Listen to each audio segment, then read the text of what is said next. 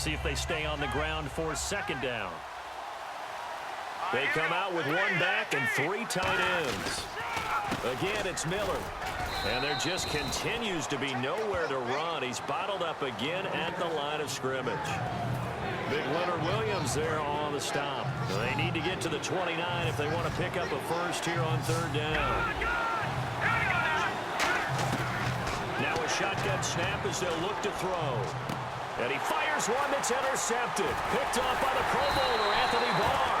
And the return comes to a halt right at the 44-yard line.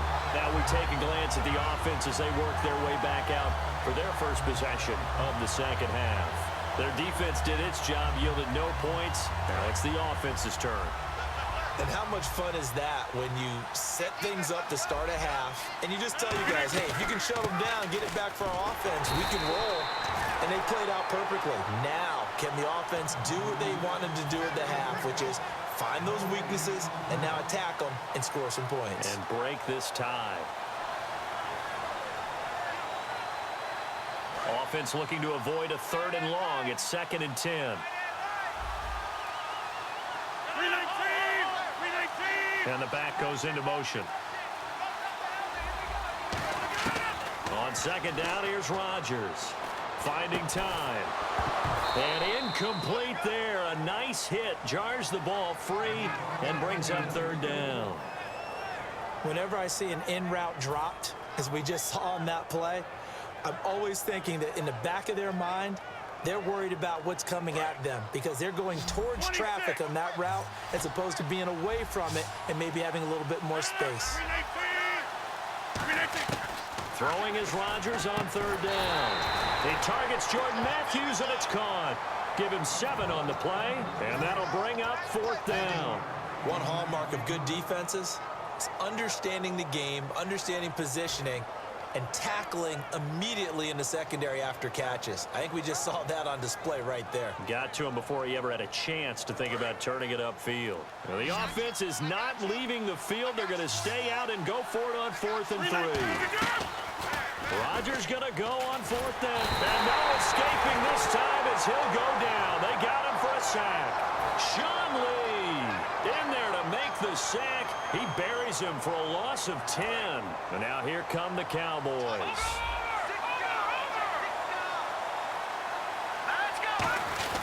They'll try and get the run game going. This is Miller. And his rough afternoon continues. He's going nowhere again.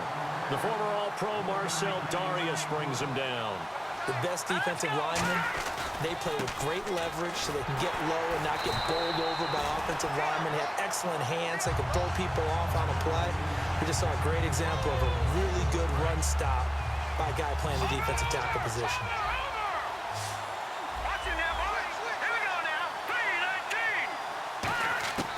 Now Simeon. He's got his man on the crossing route. Back now at Lambeau. All even as we get ready to start the 4th.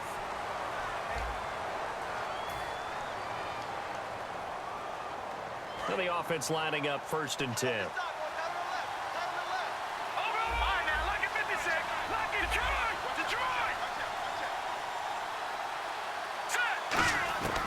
Now they'll throw here out of the gun. Oh, he had 6 points in his hands there. Couldn't hang on. 2nd down. So the incomplete pass brings up 2nd down. After all the preparation, all the practice, a play like that will absolutely break your heart. They had everything they wanted, just unable to complete it. In the end zone, a big-time drop. It's a really nice 15-yard pickup, and now it's 1st and goal.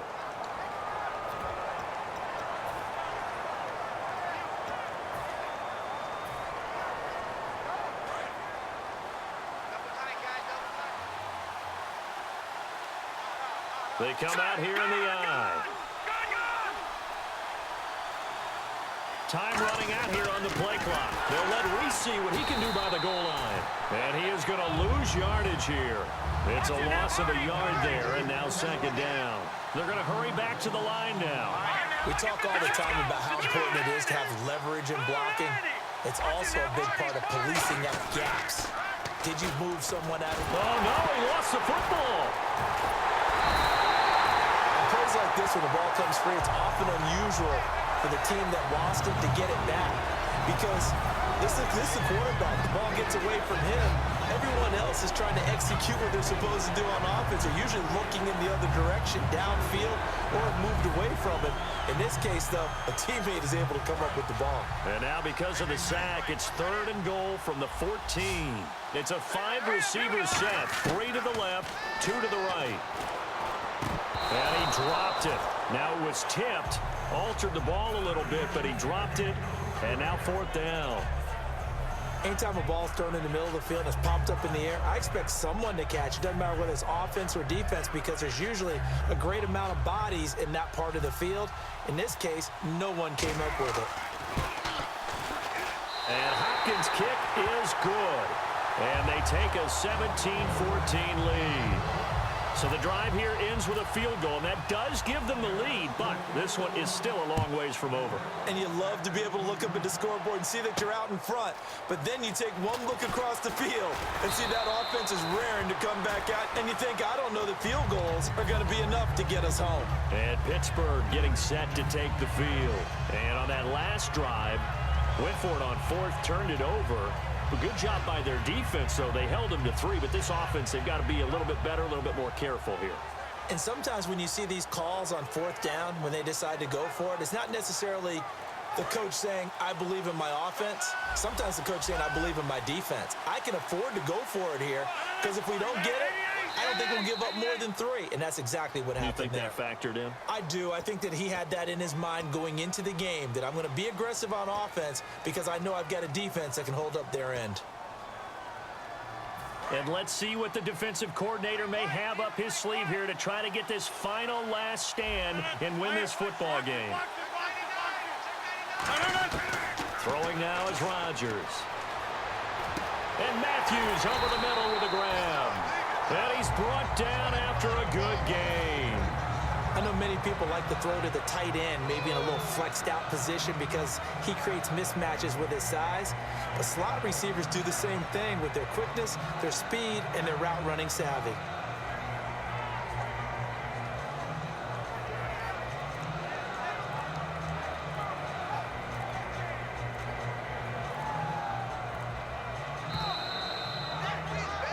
Time for a break. We're back to see what happens after this.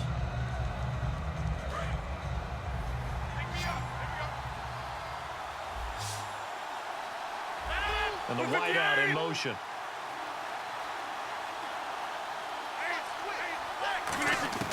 Rodgers now on 1st down.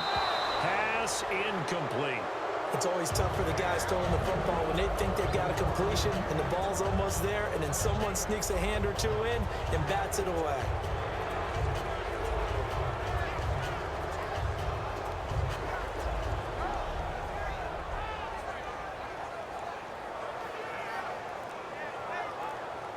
Second down now after the incompletion.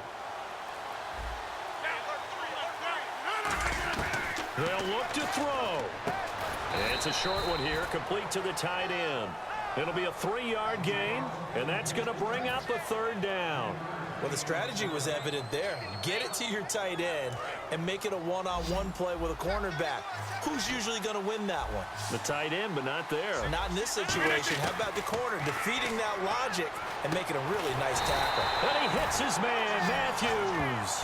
18 yards there and a 1st down. Well, we're used to seeing the guy that you consider the #1 receiver double covered, but how about this guy? He's double covered and finds a way to make the play for a 1st down. That's how you increase your Madden rating, right? No doubt about that at all. And you know something? I think we'll hear about that from him soon.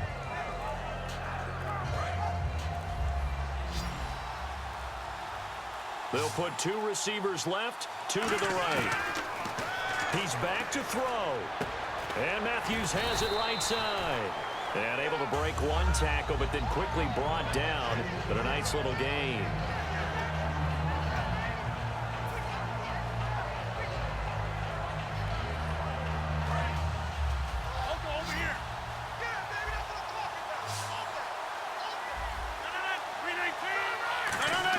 Back to throw. And he can't get a throw away. He's taken down. Now whistles come in. We're going to get a timeout here by the offense. It's just their first. They've got 2 more to use here in the final stages. Second down, sack by the defense. What type of pressure will they bring here on third? We'll see. He'll look to throw. He gets it to Brown. Complete. And into the end zone. Touchdown, Pittsburgh. A big play there with time running out. And the Steelers have taken the lead here in the fourth quarter. Gold to add the extra point. It's up and good to make it 21-17. The kickoff unit is out on the field, and they will send this one away. Lockett the return. And he'll get it up to about the 26-yard line, just across the 25. So out come the Cowboys now as their offense gets set to take over. One possession game, time very much a factor. How does the offense handle this situation? Well, in a lot of cases, they should be somewhat relaxed. And I know that's counterintuitive because this is a pressure situation. But this is Friday practice every week of the season. You go over this situation, having to go downfield, limited timeouts. And, a crusher there as it's intercepted. It's the former Seahawk, Richard Sherman. And they will take over at the 29-yard line. And Pittsburgh getting set to take the field. And they've kind of got a situation here. Still 3 timeouts defensively, so maybe you try to run a play. And if you do it as safe as possible. And I think maybe even quarterback sneak. Take care of the football and make sure that clock starts to run before they call the timeout. We'll see what they do. And they take. And now a timeout called by the Cowboys defense. It's just their first. They've got 2 more to use here in the final stages.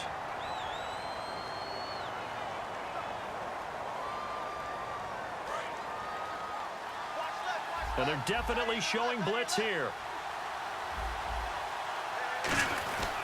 On second down, it's McCoy. And he's going to lose yards. And now the Cowboys are going to call another timeout. That'll leave them with just 1 remaining in this fourth quarter of play.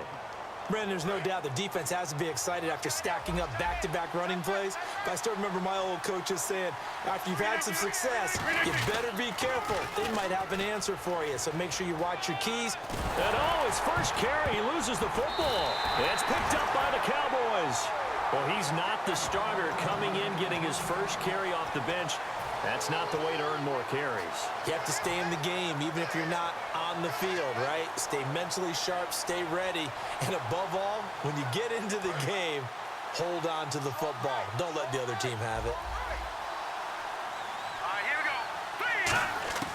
One final shot. They'll look to throw.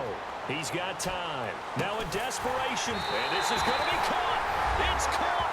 And they've won the football game. Touchdown, touchdown, touchdown. Yeah, I know only one of them counts, but this one looks like it's going to lead to a victory. I know we're not supposed to count anyone out, but with that little bit of time left on the clock, it'd take almost a miracle for them to lose this one. It would, and this is going to sound cliche. It's been such a great game. You just hate to see one side lose, but, hey, they earned it. He's got it, and this is indeed up to a 3-point lead. Well, that was a fun game to witness, partner. A touchdown there at the very end to win this thing. And that's really where the emphasis is, right? The touchdown to win it. I know that they put a little on top, right? What's your favorite dessert? You know, what do you put on top of your favorite dessert? You put whipped cream. Maybe a cherry. There you go. The whipped cream, the cherry, whatever you want to talk about, that's what they put on it. But the story, the touchdown to win it, that's how they got it done.